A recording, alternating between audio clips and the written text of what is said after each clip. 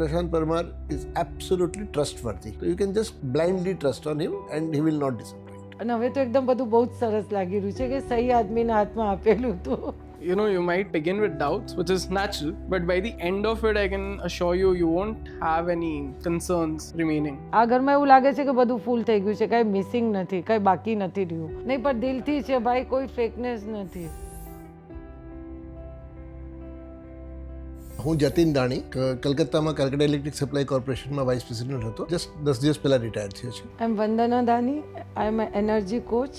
Kindness એ મારું બહુ મોટો મોટિવ છે. Hi, I'm Yuvraj. I'm a lawyer. I went on Google and I searched for the best architects in Gujarat, or in Ahmedabad at least, and that's how one of the first names was Shayana Consultancy. So yeah, that's how I found. અમુક તમારા videos ને યુટ્યુબમાં એ બધું જોયું કર્યું તો લાગ્યું કે ના બધા જેટલા પ્રોજેક્ટ બન્યા છે ને ઘર ઘર લાગી રહ્યું છે. એક જ ચીજ જોતી હતી કે ભાઈ ઘર ઘર લાગવું જોઈએ, હોટલનો લાગવું જોઈએ. મેન્ટેનન્સમાં આપણે ફાવવું જોઈએ. મટીરિયલ્સ યુઝ થાય એ ડ્યુરેબલ હોવા જોઈએ થોડા. અમે લોકો એકચ્યુઅલી કેલકાટા બેઝ છીએ રાઈટ, તો બહુ ટેન્શન હતું. ફ્લેટ તો લઈ લીધો હતો બટ લાઈક ઇન્ટિરિયર કેવી રીતે થશે, ત્યારે અમે કલકત્તા જ રહેતા હતા એટલે એકદમ કેવી રીતે બધું મેનેજ થશે ને બહુ જ પ્રોબ્લેમ હતા. તો પહેલા એકાદ મહિના એવું થોડુંક થતું હતું કે કેવી રીતે થશે, શું થશે, પણ જ્યારે વોટ્સઅપ ગ્રુપ બન્યા, એક એજન્સી આવતી ગઈ, કામ થતું ગયું તો ખબર પડી કે ના ડે ટુ ડે ના બધા અપડેટ્સ આવે છે, વિડીયોઝ આવે છે, ફોટોઝ આવે છે. વાત કરવી હોય તો ટીમ અવેલેબલ હતી. પૂરી જે ટીમ હતી ને દે વર વેરી વેલ બિહેવ્ડ, અને વાતચીતમાં જે એક ટોન હતો ને that was also not harsh, humble tone હતો. The whole team is actually too good. Till up two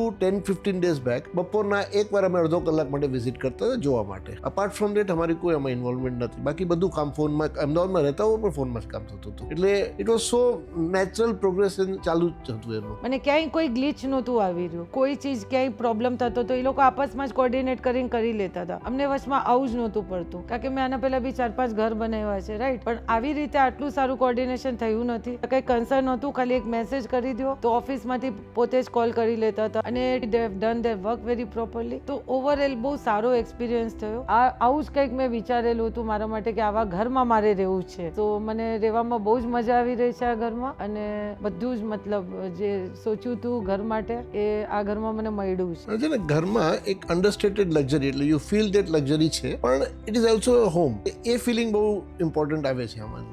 એટલું સ્પેશિયસ છે, બધું સટલ છે, ક્યાંય બી જેઝી લુક નથી, એકદમ અડધી ટોન્સ, લાઇટ ટોન્સ યુઝ થયા છે. ઘર એકદમ હેવી નથી લાગતું, બહુ એનર્જેટિક અને સારી વાઇબ્સ આવી રહી છે ઘરમાં આવવાથી. એક હાર્મની, પીસ, એક ફીલ થઈ રહી છે. પ્રશાંતભાઈનું મારે કેવું છે, as a person if I to one word, sincere, અને as a professional I would say perfectionist. અને યદી મને કોઈ પૂછશે ને તો I will very surely recommend, આંખ બંધ કરીને બી રિકમેન્ડ કરીશ કે ભાઈ પ્રશાંતભાઈને જ હાયર કરો, અને એમની જે ટીમ હતી બેસ્ટ છે. You'll realize that everything worked out the way it was meant to work out, and the way you were told it would work out right in the first meeting. See, one thing I want to tell about Prashant ભાઈ is એની સાથે જે પણ work કરશે ને they will never regret. એમની બહુ જ transparency હોય છે વર્કમાં, અને જે પરફેક્શન એમને આપ્યું છે, જે એમની ચોઇસ છે બધા મટીરિયલમાં ને ઓલ, અમે ફ્રી હેન્ડ આપેલું હતું બટ એમાં જરાય પણ ડાઉટ નહોતો કર્યો, અને જે આઉટકમ હતું ને એ બહુ બેસ્ટ મળ્યું. તો જે કોઈ દિવસ આપણે કોઈને ફ્રી હેન્ડ આપીએ ને તો દિલ ખોલીને કામ કરી શકે અને બેસ્ટ દઈ શકે.